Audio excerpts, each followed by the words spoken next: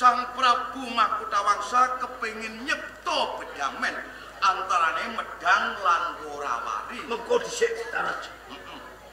Ucapmu pungkasan. Ho nganti kabeh mau nemu manes kang manur. Apa gek-geke mangkone kabeh tembungmu kuwi mung dana cara. Kowe pengen nindes tanpa nganggo peperangan. Iki dudu mujudake duracara jroning peperangan. Pancen perang kuwi akeh pawekane. Kalah nganggo akal gunake. Akale kalah gunake ukil. Kene pengen iki ora. Sinuwun Prabu Makuthawarsa ngepengenake nyipta bedamen.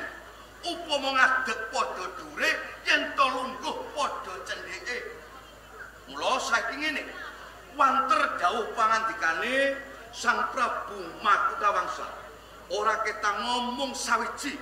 Kudu ana utusan saka Kabupaten Worawari kang ing kono bakal diajak saparembug. Ing mengkone bisa nuhake bedamen antaraning Worawari lan Medang kauripan. Ya, apa sekirane Mahabanisaku minangka duta saka ing Kabupaten Worawari. Ana bener ucap kowe mung sak duta Sroy. Wigatine apa? Kowe tinemulan Sinuwun Prabu. Aku ora ngerti wigatine sing baku. Kowe bakal tak derekake ngabyantara sowan ngersa dalem Sang Prabu Makuthawarsa. Nanging Daraja. Ing mangkone lamun aku manut kabehan. Lamun to cilik dedel kulitku cekek balengku ilang nyawaku sekora. Apa kowe saged tanggung jawab? Ana geset kulitmu ceklek balungmu saya-saya nganti kowe temekane pati. Totoane nyawane Daraja. Kaya ngono. Ya, tak buktekke aku bakal munggah oleh kraton. Wanita sampun wonten. Putri sing ayu endah Sulistya ing warna. Pantes kalamun to sinengkakake garwa Prameswari. Lajeng sinten wanita ingkang badhe dipun gawuhaken kaliyan kula Kanjeng? Kepengin mangerteni. Putri mau ora ana liya. Putri Mahadewi, putrane Hadipati Mahadewa saka Kadipaten Worawari. Mahadewi.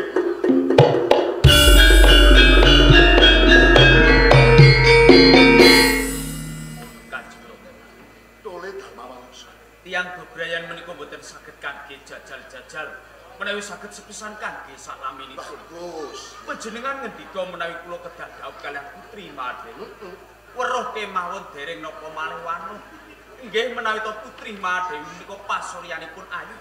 Menawi boten menapa boten badhe ngisemaken asma dalem Kanjeng. Pangeran Darmawangsa sujaring para pinunter para winasis gegarane wong akrami dudu bondo dudu rupa mung ati pawutan. Semisal keng angka loro sliramu ra ngerti to. Praja Medang sarta Worawari lagi tuwuh perang adat kang akeh peranganing prajurit sing mati ana ing satengahe Rananggana. Dadi korban perang. Akeh anak yatim sing ditinggal mati bapakne mergo karana perang. Akeh parandha ditinggal bojone ki ya mergo perang. Lah ingsun ngersakake supaya mengko yen padha bepisanan antarané Worawari sarta ing Medang bakal bisa mangun karukunan lan mangun bedamen. Coba yen ora percaya, iwuna pirsa kelawan ibu. Kanjeng Ibu. Nggih. Menapa leres ngendikanipun Kanjeng Rama menawi Putri Mahadewi menika pasuryanipun ayu Kanjeng? Nggih bocah putraku Pangeran Darmawangsa bocah bagus. Iji dawuh. Pakabaran sing utampa putri kang aran Mahadewi kuwi ayu banget. Bebasan ayune sesigar jagat kados dene widodari kang ijo wantah. Pas lan terbang yen dadi garwamu to le. Yen atimu isih mandhek mangu. Coba niwono pirsa kelawan wakku Patih Gitaraja. Paman Patih Gitaraja. Dalem-dalem jeung pangeran nggih menapa estu pasuryanipun Putri Madewi menika pasuryanipun Ayu Paman? Duka. Kula mboten ngertos pangeran. Ngaten sih. Nggih. Kanjeng Rama. Nggih, Darmawangsa. Ayu megahipun Kanjeng Rama dalah Kanjeng Ibu. Nanging dereng kinahulan menggahipun Darmawangsa jalaran tresna menika dumunung wonten ing rasa. Wonten tetembungan. Wingko katon kencana menawi to ati gadhahi raos tresna. Kencana katon wingko menawi to ati boten gadhahi raos tresna.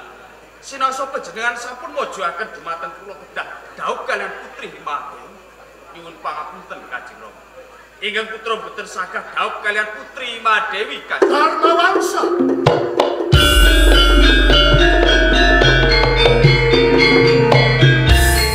Wiwit kapan kowe wani ngguroni kelawan Mahkota Wangsa Ratu ana ing Medang kamu? Darmawangsa. Iji dawuh. Sliramu putra Narendra ana ing Medang kawur iki. Cukup mingo sak burimu kae. Yen nganti kedadian perang adat ora wari dumadi. Aja sliramu sing maju ana satenahing Rananggana. Pun Rama sing bakal dadi cucuking Ayuda Senopati ana ing Kraton Medang. Kajaba sapa kuwi? Darmawangsa. Iji Kanjeng Rama. Kalamun to pun Rama maju madhep Senopati. Mangsa Senopati ana ing Kadipaten Wurawari. Ingsun gugur ana ing satenahing Rananggana. Kapetak dijurake ngalor dipatoki loro.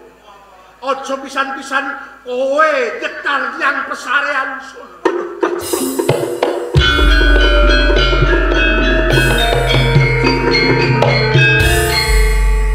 Kersa panjenengan jagel sabda panjenengan Kanjeng Rama Janaka. Ingkang putra wedi kecalah tiyang sepuh Kanjeng Rama. Iku kaya dene sinendal mahyang. Darmawangsa. Kanjeng Rama. Kowe Jika ayo kanggo ngungkepi prajamu lelakno jiwa ragamu kanggo Nggih, Nak Mas. Langkung prayogi menawi jeung Pangeran Darmawangsa menika mituhu menapa ingkang dados pangandikanipun ingkang Rama. Senajan to jang Pangeran minangka tumbaling perang. Nanging perang menika bisa kasirep badhe kacipta bedamen. Rabi niki mboten lara. Nek rabi niki kepenak lho. Gelem ya, Nggih. Mesake Rama lan Ibu le. Kanjeng Rama. Menawi sedaya menika sampun dados takdiring kula. Kula sagah dhaupan kalian Putri Madewi Kanjeng Rama. sliramu sabda.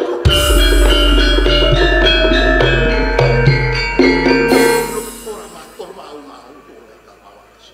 Nanging Kanjeng Rama. Nanging kepiye putra? Menawi bejang boten temanten sepasar bibar. Ampun dipataken Darmawangsa Kanjeng. Darmawangsa.